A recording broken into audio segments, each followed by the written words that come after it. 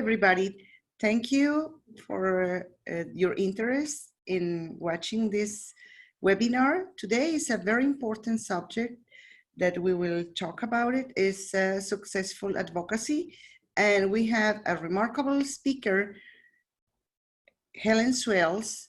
She is the current BPW New Zealand president, deputy mayor of her city, and she was a city councillor and an expert in advocacy, as you can see. Thank you, Hellen. The floor is yours. Wow. Here we are again doing a presentation on successful advocacy.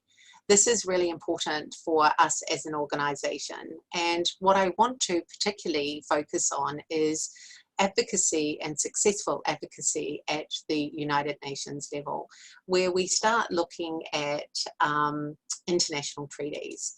So what I want to do is take us to the United Nations and remind you that actually we have representatives in New York, we have representatives in Geneva, we have representatives in Paris, and we have representatives in Rome and Bangkok.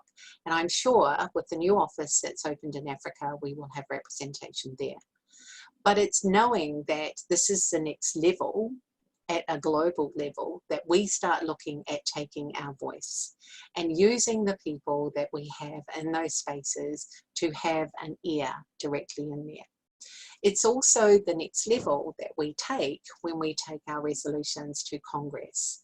The expectation from me or from us as an organisation is that we should be able to take those recommendations to our delegates at the United Nations and get them to work for us.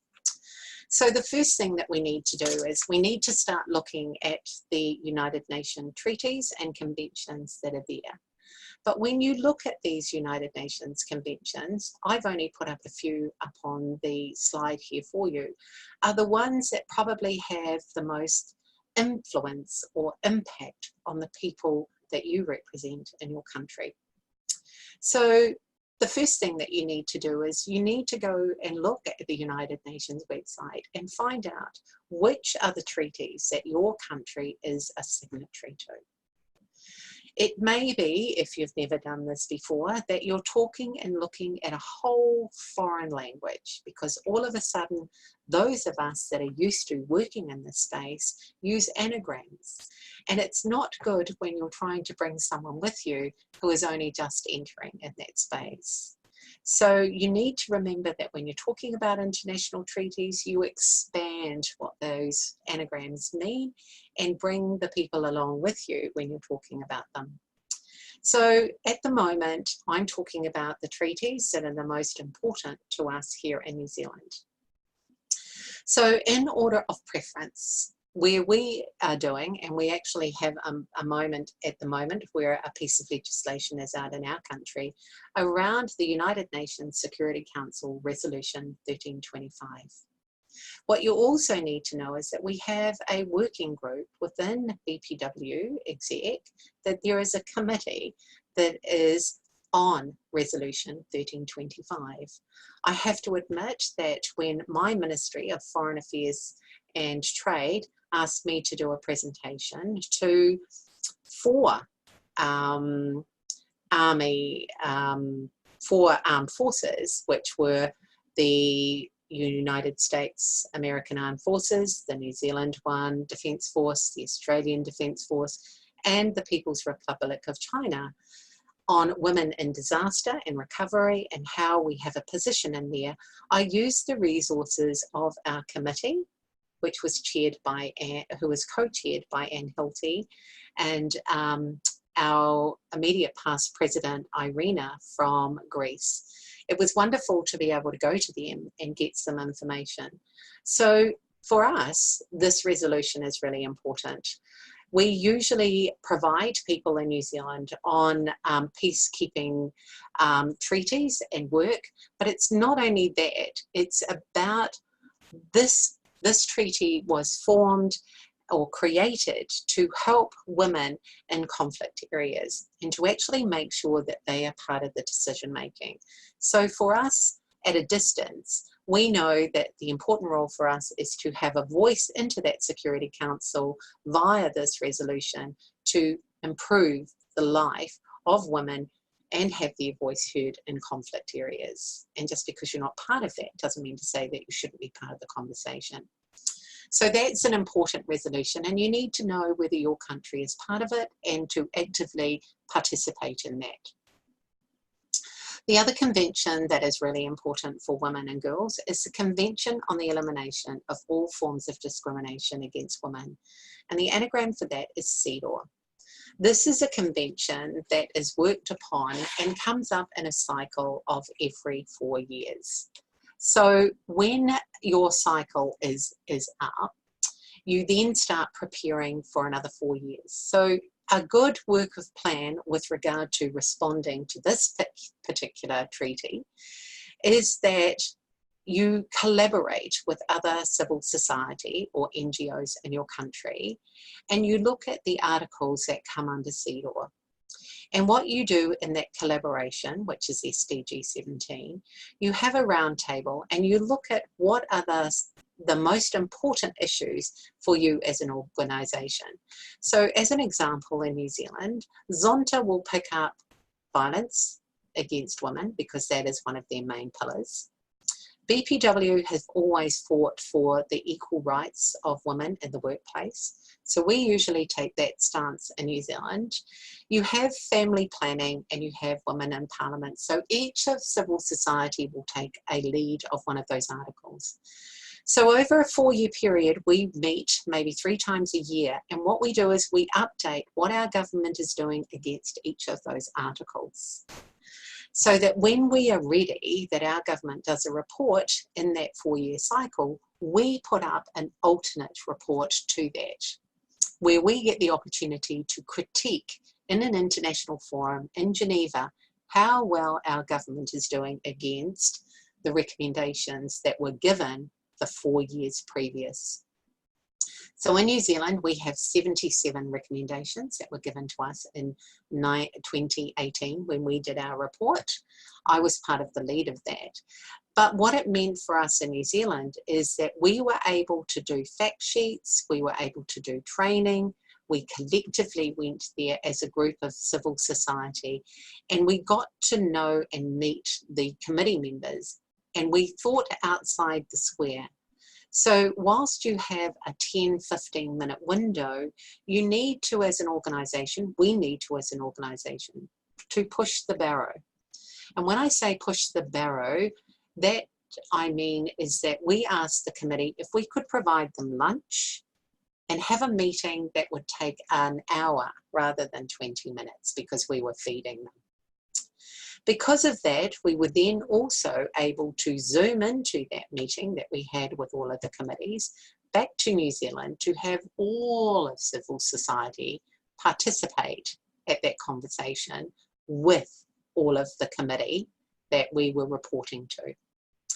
We were also well versed in having fact sheets on each of the articles that were there that had happened post when we had sent in our report, because as we all know, these things need to be sent in a good 6 months sometimes before we actually physically give our presentation.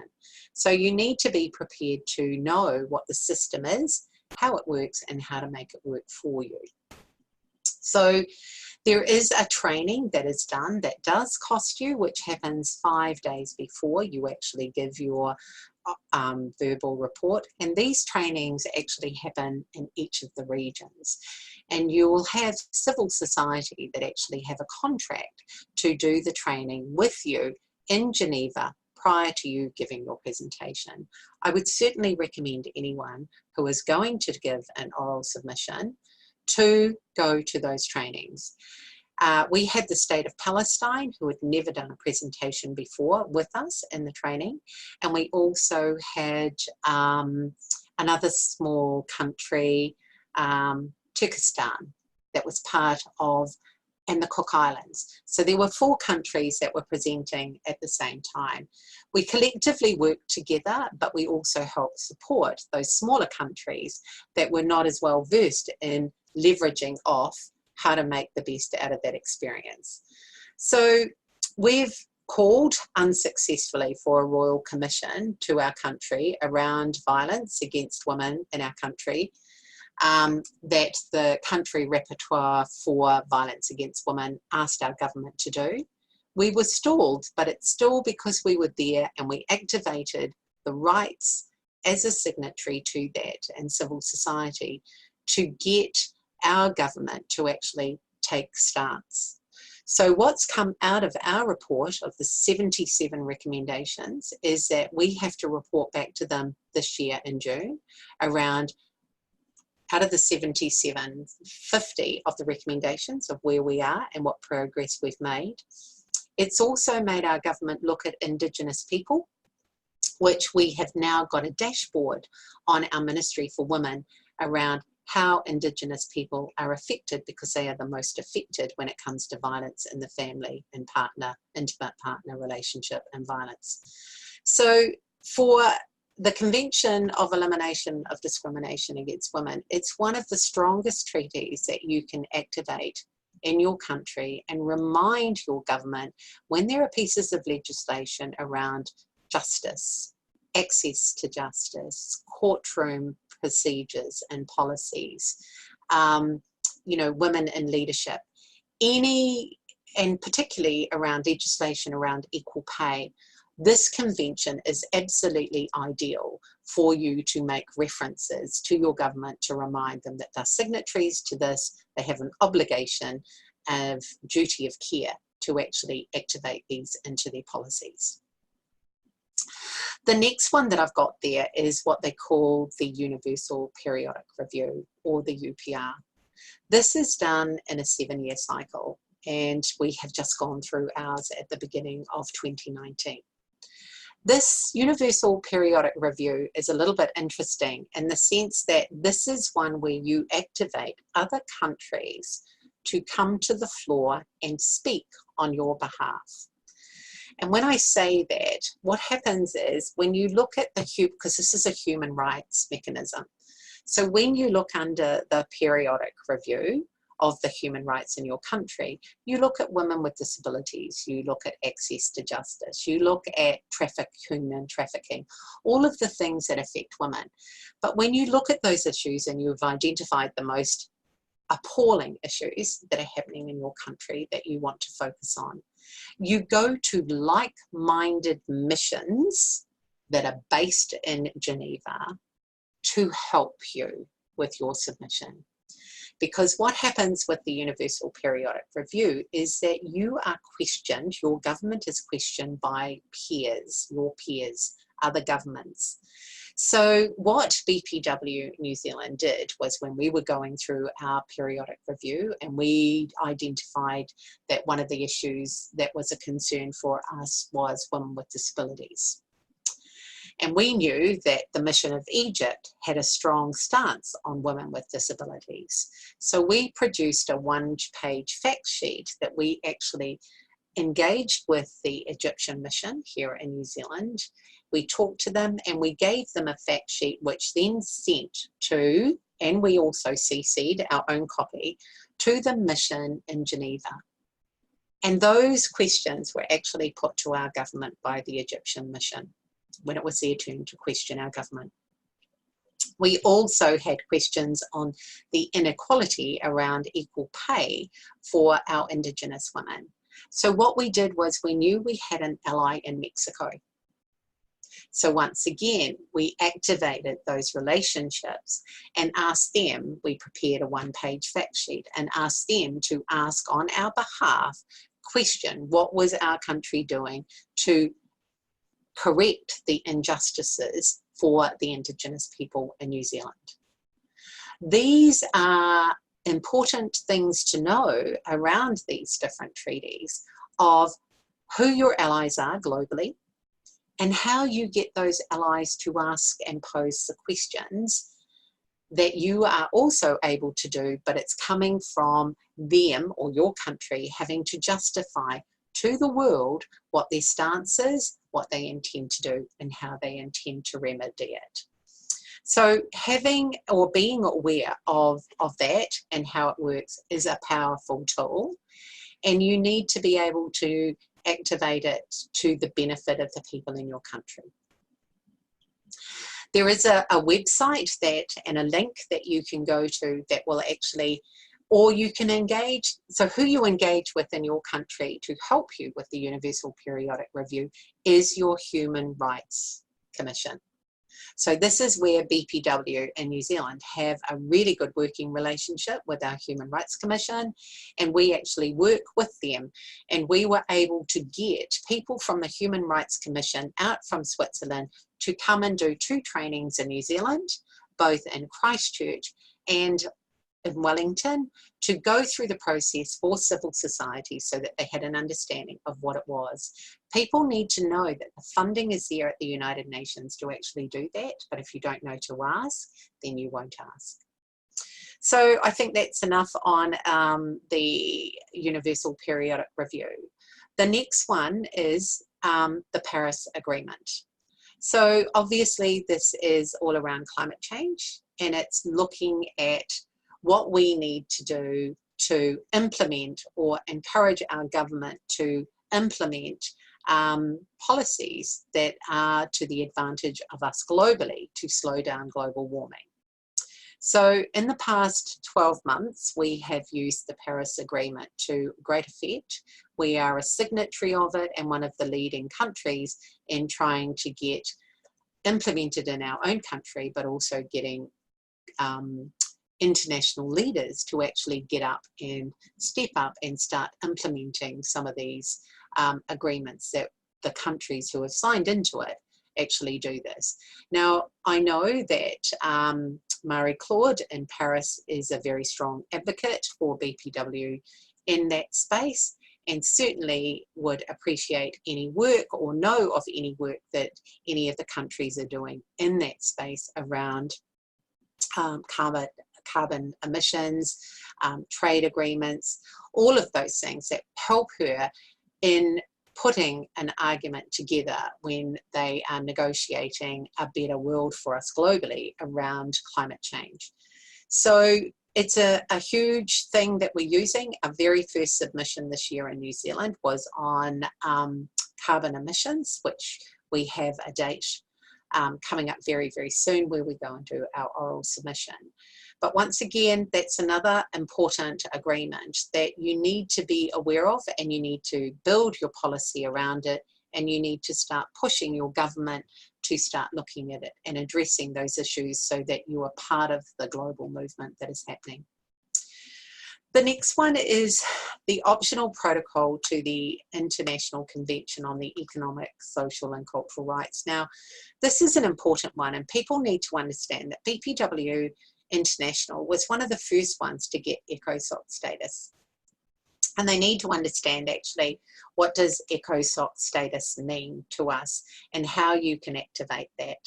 Now, ECOSOC status is about the rights of the individual or the rights of a business, a club, but this is where you take any concerns or grievances that you have to the International Human Rights Platform.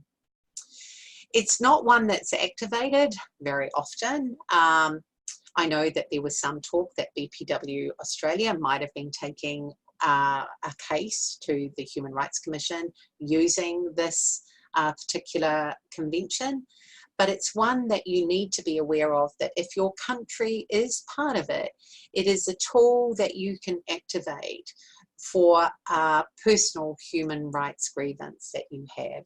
So it's about the individual complaint being able to be heard on an international arena if you feel that you are not getting anywhere in your own country.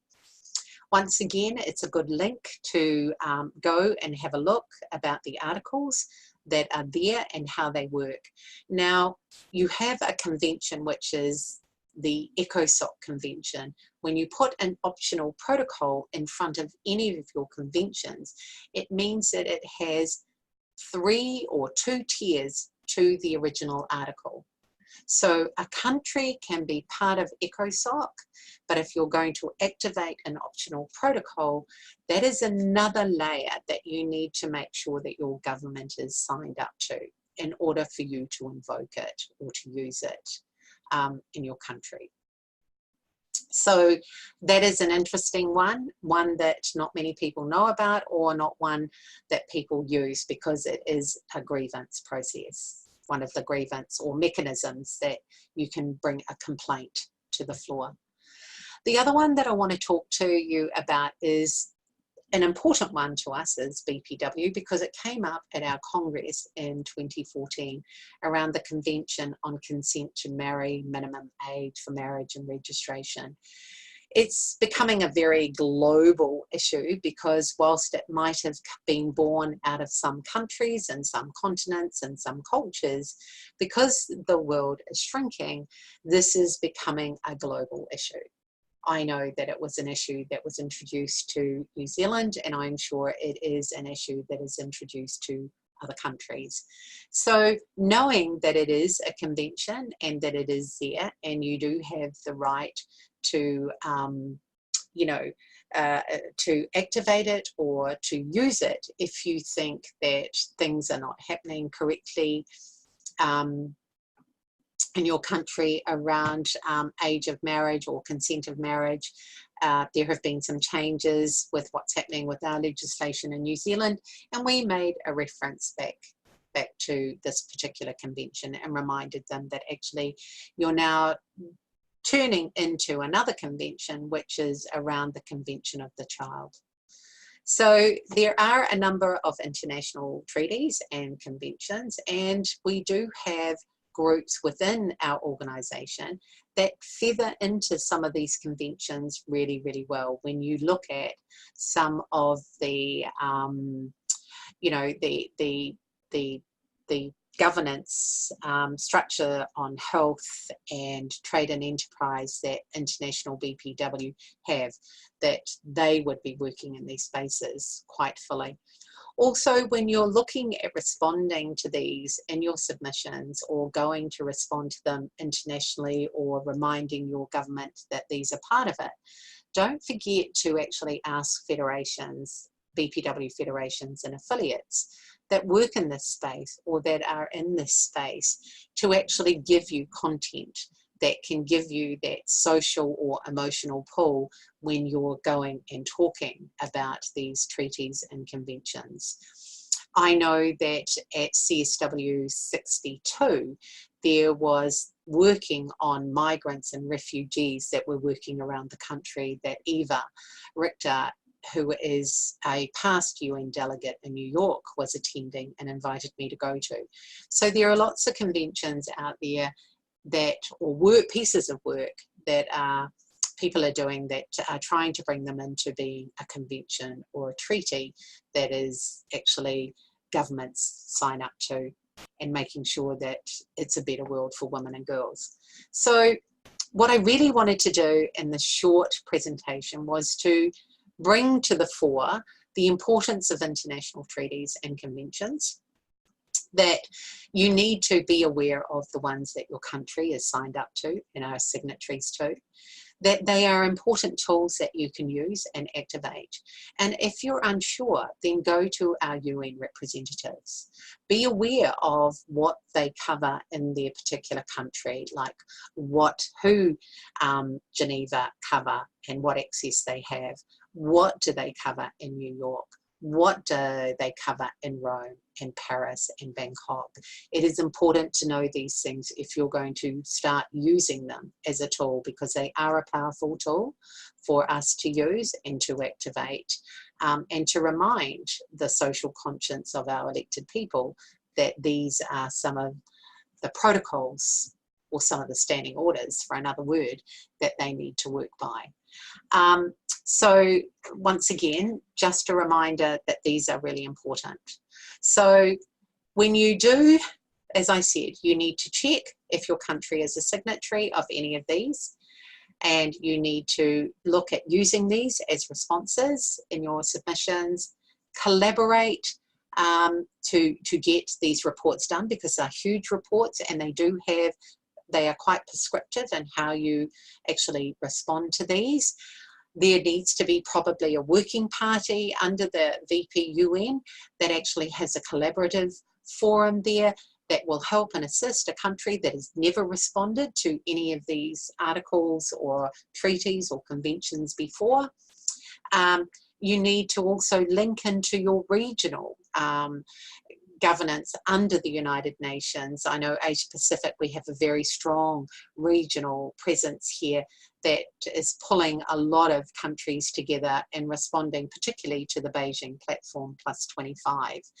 And ensure that actually when we take resolutions to Congress, that we actually follow up, that those resolutions need to go to our UN representatives, and we need to help and support them to advocate for affecting change globally, because whilst we accept them on the international floor, it's no use if it's not activated. And like I said, collaboration. There is nothing better than when I presented on Resolution 1325 and I collaborated. I actually used the work that BPW did in Nepal after the earthquake in 2015. And I also cited the work that is happening and the application process that BPW Turkey are going through with regard to the Syrian refugees that they've got there. So, you know, don't limit yourself to your country. Put yourself out there and ask for help. Don't be shy. The answer can only be yes or no. And I found that our sisterhood is only too happy to help us. So BPW New Zealand would be only too happy to step up, as would our UN representatives. They would be absolutely aghast and rapt if you were to engage with them. And on that note, remember who our standing committees are and use them to the best, because we've got a health one, and we use that when we go and support and use any of the stuff that comes out of the World Health Organization. So I'm going to leave you with that. I think that's enough. There is an awful lot more that can be said, but I just want to once again thank you for this opportunity. Hope it was helpful. And hopefully it will give you some insights of how to use and activate some of these international treaties going forward.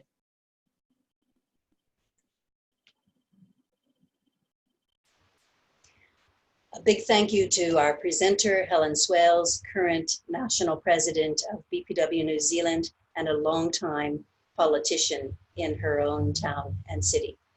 We appreciate your expertise, Hellen, and particularly in this area of advocacy, which is certainly one of the basic tenets of BPW.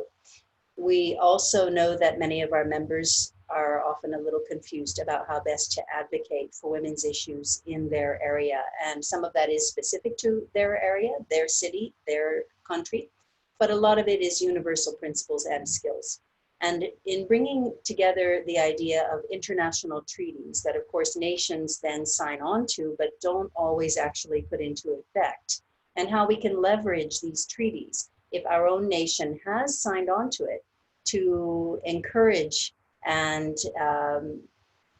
maybe even push a little our governments to comply with what they've already agreed to, in particular to the issues around women and women's rights or gender equality.